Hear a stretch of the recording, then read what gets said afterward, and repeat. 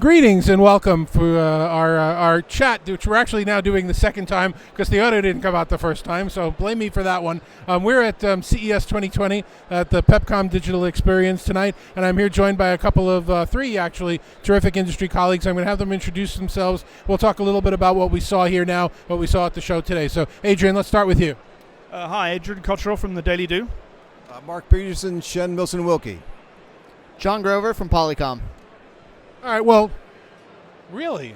That's $5 in the till for you. John Grover from Poly. That's much better. Okay, so we saw a lot of things here. The Pepcom Digital Experience is a show within a show. We saw a lot of exhibitors. Everybody, it's democratized. Everybody just has a table or two tables at most. No big monuments to everything else going on. And we want to kind of get a sense. We've been at CES now for 2.5 days. The media events and the show's not even opening till tomorrow morning. What are the themes? What are some of the things we saw? I mean, I'm looking at Alltech Lansing's $39 wireless earbuds and JLab's $30 wireless earbuds. The era of AirPods and really expensive Bluetooth audio headphones is kind of going away, and that's an interesting thing. So that's definitely one of the trends that I'm picking up here. You guys have anything that you're seeing as well? I think health and fitness is one of the big areas where people are starting to connect everything together. So they're bringing them all online. There's a number of exercise bikes here, actually at Pepcom, Bowflex, which some of you will know from a brand, and they've done Bowflex. Yeah, beautiful.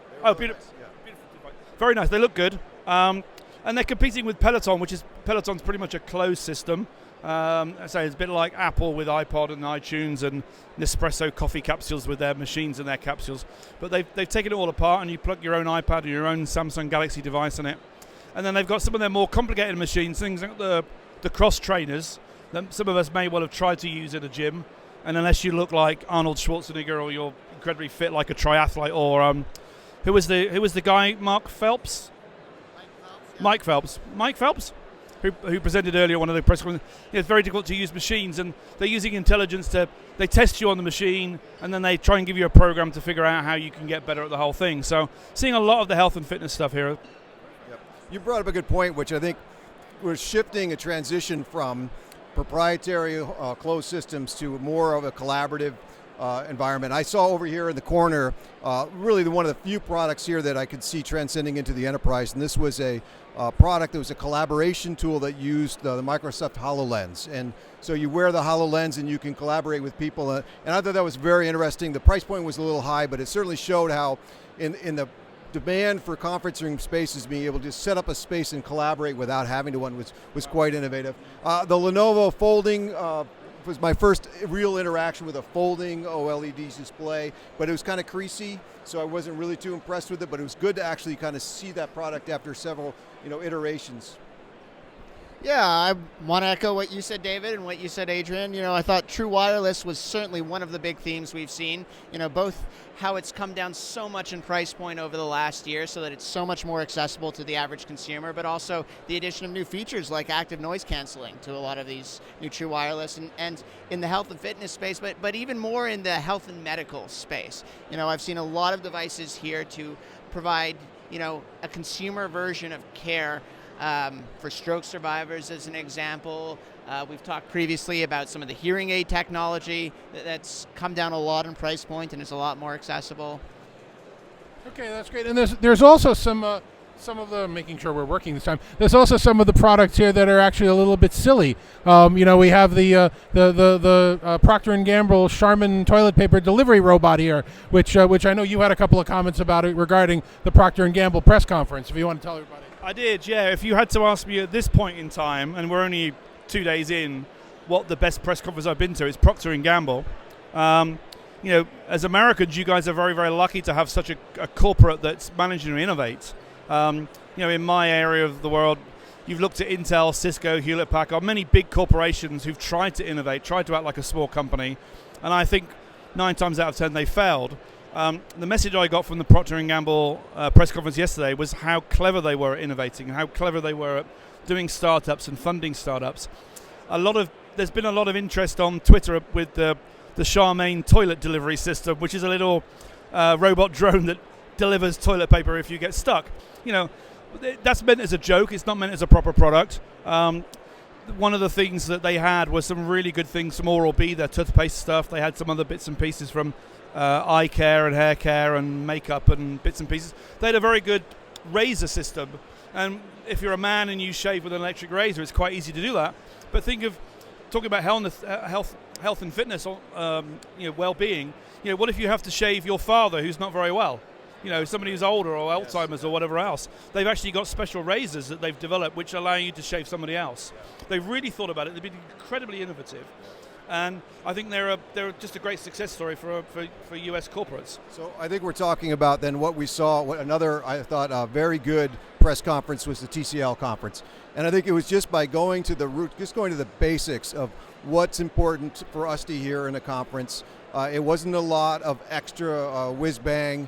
And it is important for them and for us because we want to see competition in the market, and we're seeing the drive confirming the larger displays at lower cost, and the demand correlates with 8K. So you have to have those displays in the market at the same time that you have the actual the sources coming in at the same time. So I thought they had a great story to tell, and I'm looking forward to products from them.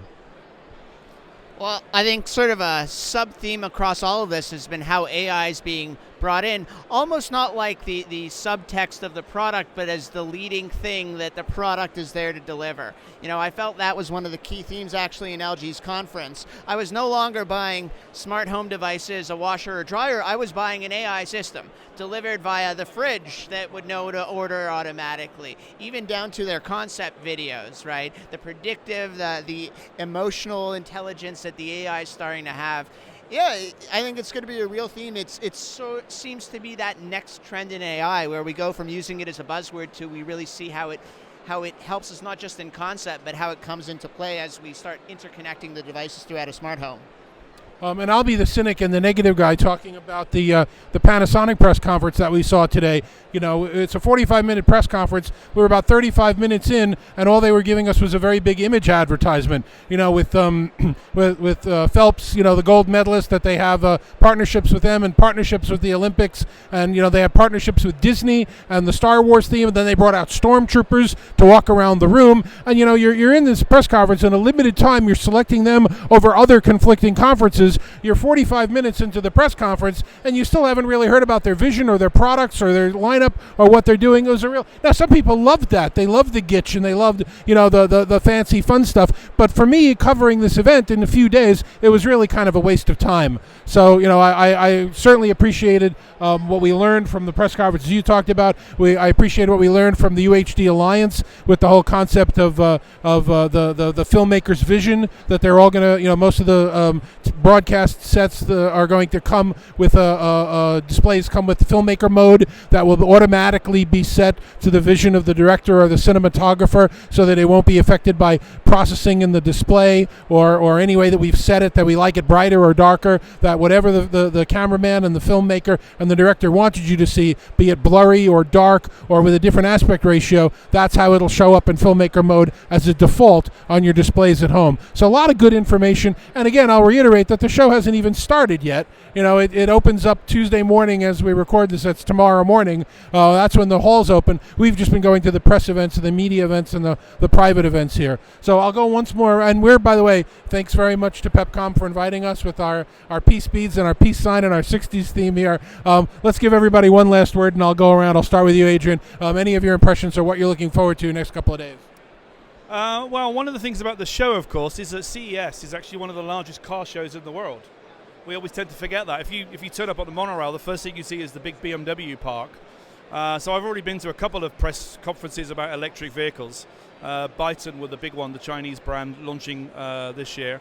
So you'll see lots of car stuff. Mercedes are here, BMW are here, and there's a lot of Fisker. So there's a lot of electric car startups. So that's quite interesting for some people. In the AV world, which is one of the areas I want to focus on, of course, 8K is one of the big things. The 8K Association has been doing some good stuff with accreditation. Samsung and TCL. I do think that TCL and a couple of other Chinese companies will start giving people like Samsung a run for their money in this space. And then just generally around the show, I think wellness and health and fitness are going to be really, really big things. Yeah, and my takeaway has to do with the robotics, which previously has been a focus on productivity, and they're really trying to find its niche, and it's transitioning, and it's a larger message about the quality of life. And I think we're seeing a lot of consumer products and focus on the quality of life. And for the enterprise, that's also important. The enterprise needs employees that are sleeping well, that have health considerations. So I think it's good to see more of those products that are focusing on that. Well, yeah, I'll take from quality of life and talk a little bit about the smart home. We're seeing lots of smart locks. We have smart beds that will actually heat and cool automatically to help me sleep better. And these seem innovative, but they don't quite seem on the cutting edge of what the smart home can be. And I'm really interested, with this theme of AI coming into everything we buy in our smart home. What are some of these new products, new concepts that we'll finally get to see in the smart home? All right, well, terrific. Adrian and Mark and John, thank you very much. I appreciate it. Hopefully you'll stay with us through CES for the rest of the coverage that we're going to provide. Thanks very much. We'll chat with you soon.